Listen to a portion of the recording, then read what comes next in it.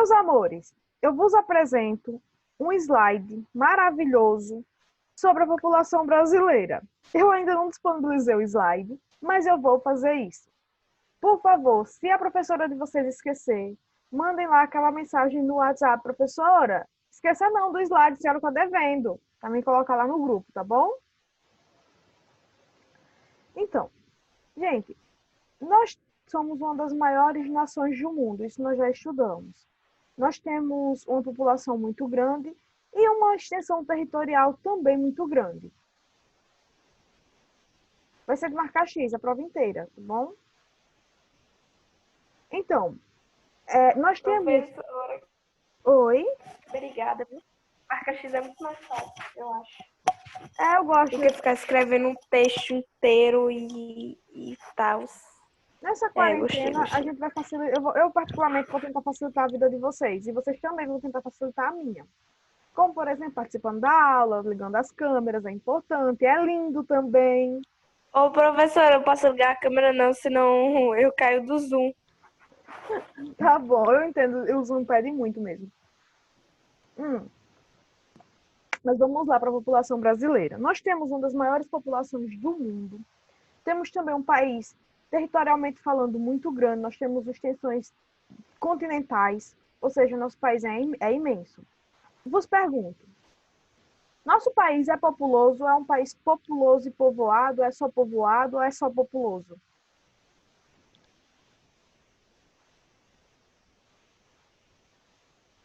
Hã? Populoso e povoado, eu acho. Populoso e povoado? Ele é populoso. Ele é populoso. Olha, vamos lá na página 164 do livro.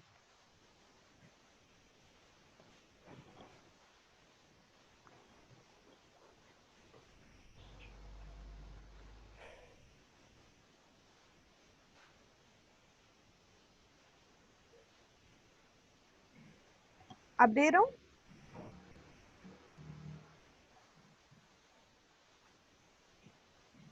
Vocês já anotaram esses termos aí? População absoluta, população relativa e densidade demográfica, não já?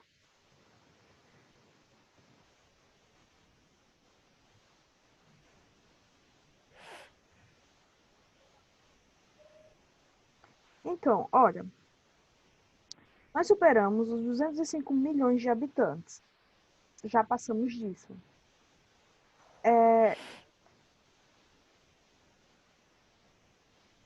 Na prova, esse número ele não pode estar atualizado.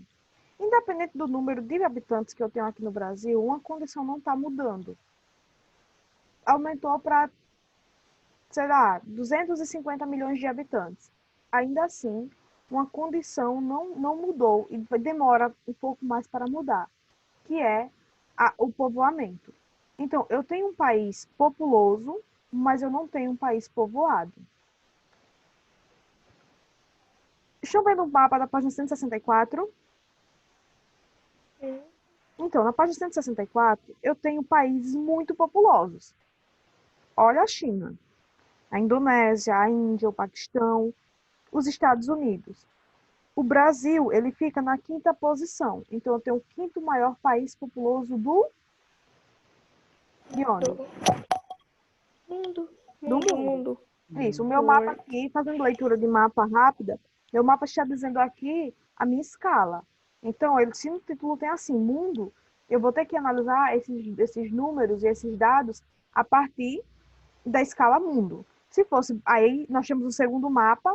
Qual é o título do mapa, da página 165?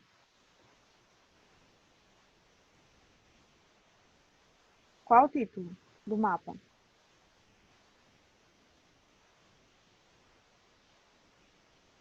Hã? Oi, vocês estão aí ainda? Eu tô. Ótimo. Oi, professora, eu tô. Qual é o título do mapa da página 165? É só para ler, tem no mapa.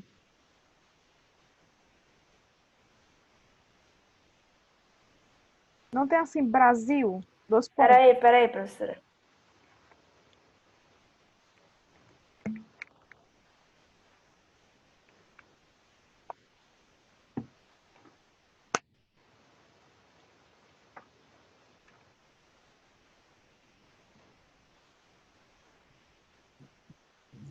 Brasil, distribuição populacional. Então, qual é a minha escala aí?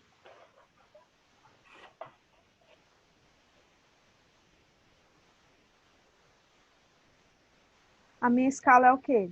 É nacional, é mundial, é estadual, é municipal? É nacional. É nacional. Então, eu estou analisando, o mapa está me dizendo que a análise aqui que eu vou fazer é do Brasil, não é do mundo. Só que a aula de escala foi lá no sexto ano. Vocês viram aquela aulinha de escala com os números, né? Tipo, a diminuição, quantas vezes esse território foi diminuído para caber aqui nesse mapa, nessa folha do livro. Mas o mapa, ele dá um título e ele lhe diz o que ele está tratando. Olha, o mapa ele tem a obrigação de ter isso. Ele tem a obrigação de lhe dizer a escala, qual é a área que ele está abordando e o tema que ele está abordando naquela área. Aqui é a distribuição populacional, mas esse mesmo mapa, ou seja, esse mesmo formato, que é o mapa do Brasil, pode abordar, por exemplo, agropecuária, indústria, economia. Então, os símbolos que formam esse mapa, a legenda e o título do mapa seriam outros. Então, mas isso é uma aula. É só, às vezes eu fico fazendo umas revisões de séries de anos anteriores. No caso, esse é do sexto ano. Mas vamos lá para o que nos interessa nesse mapa. Eu tenho uma população absoluta e uma população relativa. Então, essa população absoluta é o que me permite dizer se um país é populoso ou não. População absoluta tem a ver exatamente com o número de pessoas que moram no meu país. Isso significa que eu vou considerar quem nasce e quem chega. Então, na minha população absoluta, eu vou considerar todo mundo que habita essa extensão territorial, chamada Brasil. Já a minha população relativa diz respeito a essa população absoluta distribuída no território. Aí eu tenho uma população relativa. Para mim entender, para mim calcular essa população relativa, eu vou ter que chamar, optar, entender uma coisinha chamada densidade demográfica. Galerinha do sétimo ano, se eu digo assim, Ana Paula, vamos fazer uma trilha, nós vamos acampar, e a floresta é densa. O que eu estou dizendo com isso? Como é que você vai entender?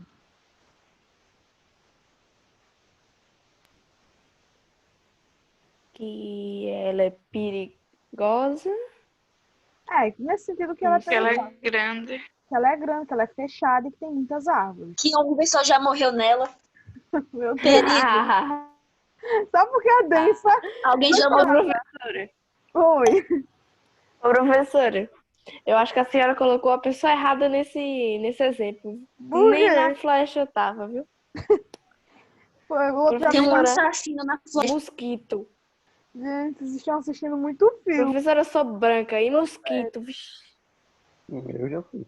Mosquito é um caso Eu tô sério, assistindo porque já não, professora, desinchou, porque mas não o meu tem braço estava assim, inchado, e foi só um mosquito que me picou ontem. Então, vamos lá. Quando eu falo de densidade, eu estou falando de concentração. Então, se eu digo que uma floresta ela é densa, eu estou dizendo que aquela floresta ela tem muitas árvores e as árvores são bem frondosas e fechadas. Ou seja, eu tenho uma concentração de árvores que faz com que aquela floresta seja de difícil acesso. Mas não tem nada a ver com a população, esse difícil acesso. A população, essa densidade demográfica, está relacionada ao número de pessoas que eu tenho em uma região, em uma área, e de quantas pessoas dividem 1 quilômetro quadrado. Então, das regiões aqui, que esse mapa mostra, qual a região mais densa? Qual a região que eu tenho mais pessoas habitando 1 quilômetro quadrado?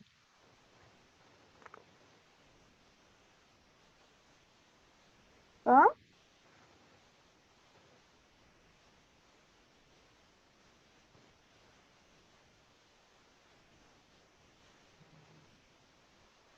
É o norte? Olha, gente, tem assim, Oi, no professora, mapa, travou. nesse mapa aqui, qual é a região que eu tenho maior densidade demográfica? Olha, pera aí. Densidade demográfica. Deixa eu ver.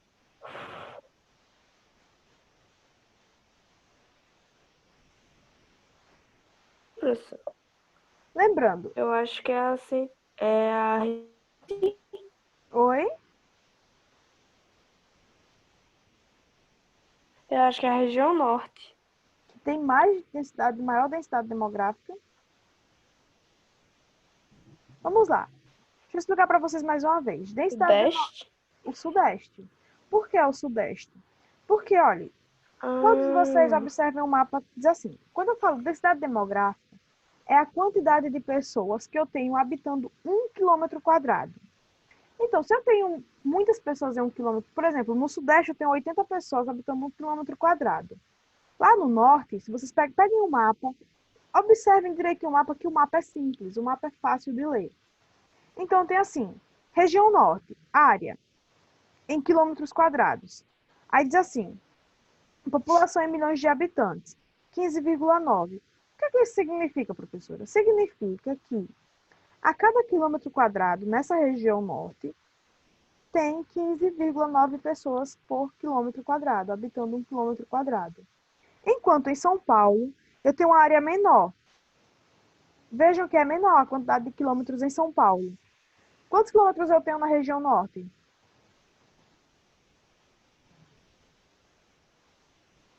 Olha, na região norte, eu tenho 3.869.637,9 km². É o que forma a região norte. Já na região sudeste, eu tenho 97.286 km², formando a região sudeste. Viram a diferença? Só que, nesse lugar que eu tenho mais de 3 milhões de km², formando uma região, em cada km², eu só tenho 15 pessoas morando. Já nessa, que eu só tenho 927 mil, olha que eu estou falando em milhões, lá na região norte, eu estou falando aqui na casa de quê?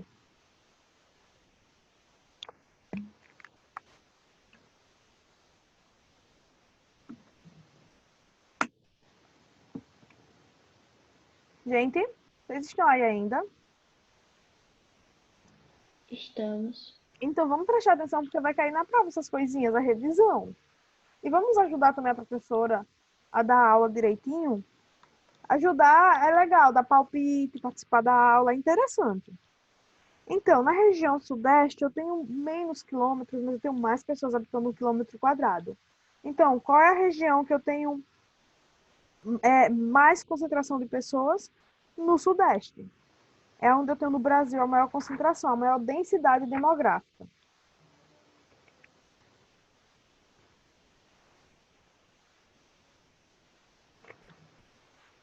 Ah, vamos lá. Aqui para fazer outro conteúdo. Por que a população brasileira diminuiu mesmo? Eu esqueci.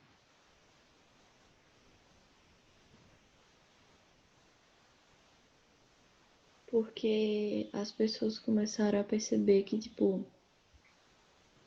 Ah, eu não sei explicar. Então, olha, por muito tempo, a população brasileira vem crescendo bastante. Vinha crescendo muito por um motivo. Eu tinha uma população rural, uma população que praticamente morava na zona rural. Essa população tinha muitos filhos por dois motivos. Porque não tinha métodos contraceptivos, anticoncepcionais, camisinha, DIU, esses métodos que é usado para prevenção, né, da gravidez.